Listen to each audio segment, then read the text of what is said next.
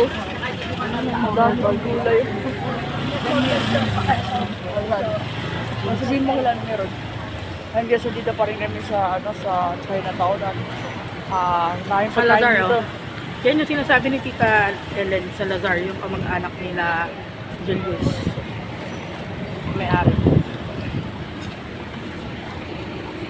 Oo, dami na pagkain dito guys. Maubos ko talaga. Basta may dala ka lang pera, busog ka dito kasi dami pagkain.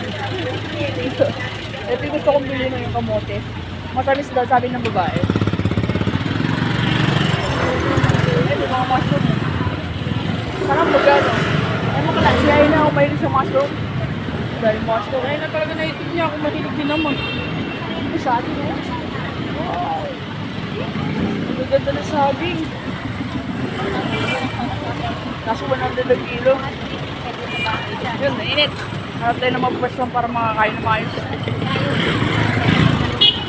Tuloy, dire-diretso naman din na natin, di ba natin maliligaw? Pag mamaya, pag maligaw tayo, alam mo gagawin, tapos kaya na tayo, pabalik.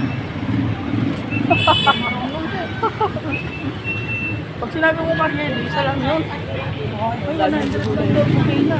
Agad. Oh, ngayon mo na, hindi na. Oh, bigyan mo na ako. Kakain. Wala tayong binigyan.